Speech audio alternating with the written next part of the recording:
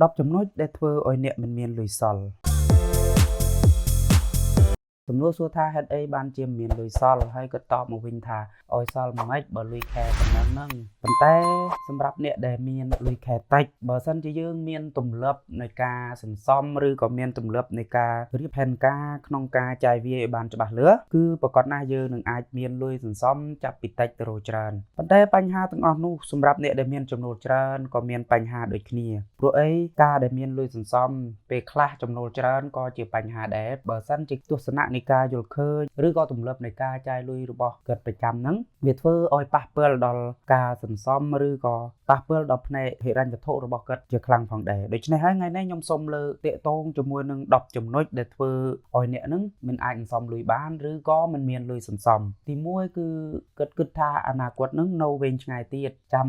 ឆ្នាំក្រោយឬចាំពេលក្រោយចាំគិតក៏បានដែរប៉ុន្តែនៅពេលដែលយើងចាប់ផ្ដើមបណ្ដេតបណ្ដោយពេលវេលាពីមួយថ្ងៃទៅមួយថ្ងៃដោយមិនបានធ្វើការចាប់ផ្ដើមនៅពេលអនាគតរបស់យើងគឺនឹងចេះតែរំកិលទៅមុខជារហូតដូច្នេះហើយការដែលគិតសម្លឹងថាអនាគតនៅវែងឆ្ងាយទៀតចាំបន្តិចទៀតចាំគិតឬក៏គិតមិនចាប់ផ្ដើមត្រៀមអ្វីសោះសម្រាប់ផ្នែកហិរញ្ញវត្ថុរបស់គាត់ហ្នឹងគឺធ្វើឲ្យគាត់ជួបបញ្ហានៅពេលអនាគតជាមិនខានទី2គឺប្រៀបធៀបខ្លួនឯងនឹងអ្នកដទៃមនុស្សយើងគឺចូលចិត្តយកជីវិតរបស់យើងនឹងទៅប្រៀបធៀបនឹងអ្នកដទៃនៅពេលដែលឃើញគេប្រើរបស់ល្អជិះឡានទំនើបនៅក្នុងខួរក្បាលរបស់យើងឬក៏ក្នុងបេះដូងរបស់យើងនឹងគឺចាប់ផ្ដើមគិតថាខ្លួនឯងនឹងអសមត្ថភាពមែនទែនហេតុអីអ្នកនោះមើលទៅលទ្ធភាពគិតដូចជាប្រហែលយើងដែរប៉ុន្តែហេតុអីគាត់មានរបស់ទំនើបរបស់ល្អប្រើហេតុអីគាត់មានឡានទំនើបប្រើឬមួយហេតុអីគាត់បានដើរលេងនៅក្រៅប្រទេសអីជាដើមប៉ុន្តែយើងមិនដឹងថាជួនកាលការដែលគាត់មានរបស់អស់នោះហ្នឹងគឺគាត់បានលុយមកពីណាយើងមិនបានដឹងដូច្នេះការដែលយើងយកជីវិតរបស់យើងទៅប្រៀបធៀបនឹងអ្នកដទៃហ្នឹងគឺមិនមានផលល្អសម្រាប់យើងនោះទេនៅផ្នែកនេះព្រោះអីជីវិតអ្នកដទៃគេមិនបានមកពាក់ព័ន្ធនឹងជីវិតរបស់យើងទេឧទាហរណ៍យើងតាំងបំណុលដើម្បីទៅចាយលុយឲ្យដូចគេដើម្បីទៅទិញរបស់ល្អមកប្រើដូចគេប៉ុន្តែអ្នកមិនបានគិតថាអ្នកដទៃហ្នឹងគឺមិនបានមកជួយចាយបំណុលឬក៏មកជួយសងបំណុលឲ្យយើងនោះទេចំណុចទី3គឺមិនបានយកចិត្តទុកដាក់រៀបចំ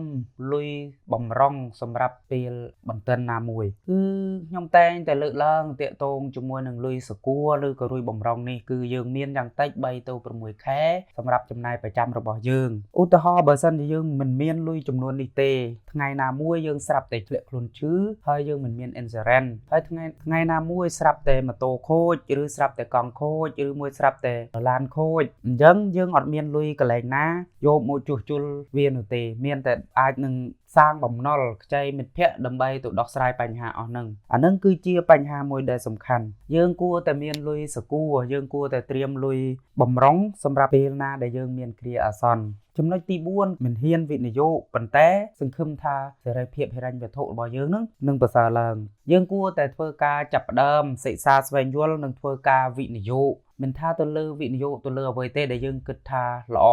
ហើយនឹងមានសុវត្ថិភាពអញ្ចឹងយើងគួរតែចាប់ផ្ដើមធ្វើការវិនិយោគឧទាហរណ៍ដូចជាការវិនិយោគទៅលើភាគហ៊ុនអញ្ចឹងយើងគួរតែសិក្សាស្វែងយល់ហើយនឹងចាប់ផ្ដើមធ្វើការវិនិយោគដើម្បីអនាគតរបស់យើងហើយនឹងអាចថាជំរុញទឹកចិត្តយើងឲ្យមានចិត្តចង់សន្សំលុយខ្លាំងជាងមុនទៅទៀតព្រោះអីនៅពេលដែលអ្នកឃើញលទ្ធផ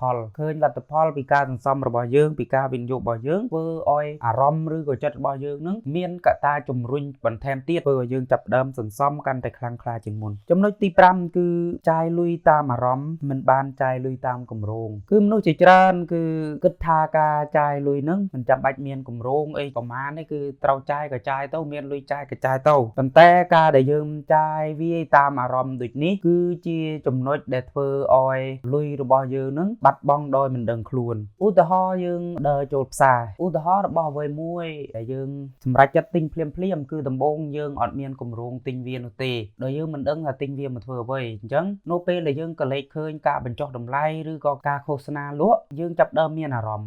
ណ៍ថាចង់ទិញអញ្ចឹងការដែលយើងមានអារម្មណ៍ថាចង់ទិញហើយយើងដកលុយមកទិញភ្លាមដោយមិនមានគម្រោងថាយកវាមកប្រើដើម្បីអ្វីយកវាមកធ្វើអ្វីនោះទេនេះហើយគេថាការចាយលុយទៅតាមអារម្មណ៍ដោយមិនមានគម្រោងទុកមុនអានេះក៏ជាចំណុចដែលធ្វើឲ្យលុយសន្សំរបស់យើងនឹងគឺបាត់បង់ទៅបន្តិចម្ដងផងដែរចំណុចទី6មើលរំលងលុយតិច តិចតួចអ្នកខ្លះគិតថាលុយបន្តិចបន្តួចចាយសិនទៅវាមានទៅប្រមាណទេ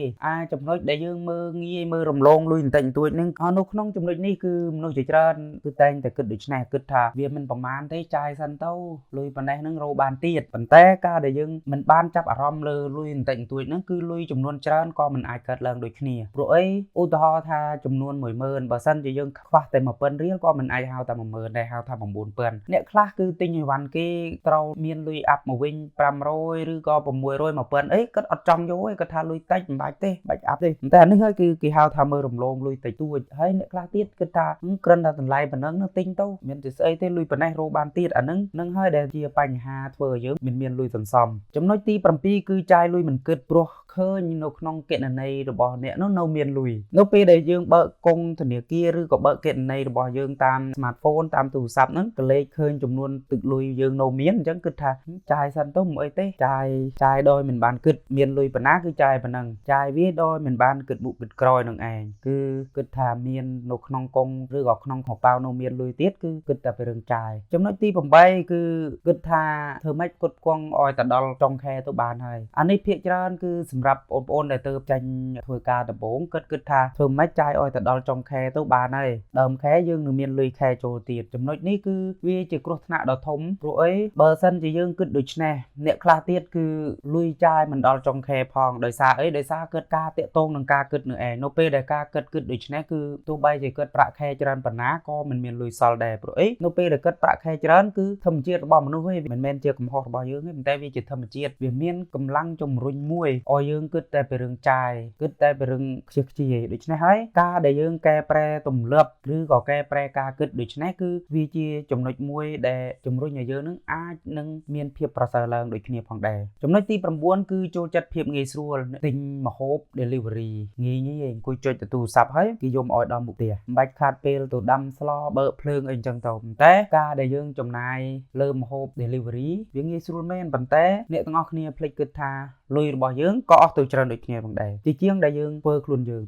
ងវាខាតពេលបន្តិចមែនប៉ុន្តែវាជាផ្នែកមួយនៃការសន្សំសំចៃផងដែរហើយវាល្អដល់សុខភាពទៀតព្រោះយើងទិញគេយើងមិនដឹងថាគេធ្វើបានស្អាតអត់ឬមួយមិនយើងអត់ដឹងហើយចូលចិត្តភាពងាយស្រួលភពរបស់ brand កាហ្វេអញ្ចឹងកាហ្វេ brand អូខេឆុងខ្លួនឯងហ្នឹងអត់ឆ្ងាញ់ចំណុចទី10ពេលខ្លះការដែលយើងសម្រេចចិត្តរំលោះទូរស័ព្ទទាំងដែលទូរស័ព្ទរបស់យើងហ្នឹងនៅតែប្រើការបានអានឹងហើយគឺជាការដែលយើងគេហៅថាសាងបំណុលដោយមិនចាំបាច់អ្នកខ្លះទៀតគឺការពិតទៅគាត់មិនមានតម្រូវការអ្វីជាចាំបាច់ទេលើការចង់បានរបស់មួយចំនួនប៉ុន្តែដោយសារតែការគិតខុសមួយពេលឬមួយគាត់សម្រេចចិត្តតែមួយពេលដោយមិនបានពិចារណាច្រើនធ្វើឲ្យគាត់សម្រេចចិត្តសាងបំណុលដើម្បីបានរបស់អ្វីមួយដែលគាត់ចង់បានតែវាមិនចាំបាច់សម្រាប់ជីវិតរស់នៅប្រចាំថ្ងៃរបស់គាត់នោះទេចំណុចនេះក៏ធ្វើឲ្យប៉ះពាល់ដល់ការសន្សំលុយរបស់យើងដែរសរុបមក10ចំណុចខាងលើដែលបានរៀបរាប់មកហើយនោះបើសិនជាអ្នកទាំងអស់គ្នាសង្កេតឃើញថាខ្លួនយើងមានចំណុចណាមួយដែលកំពុងតែប្រព្រឹត្តឬកំពុងតែធ្វើ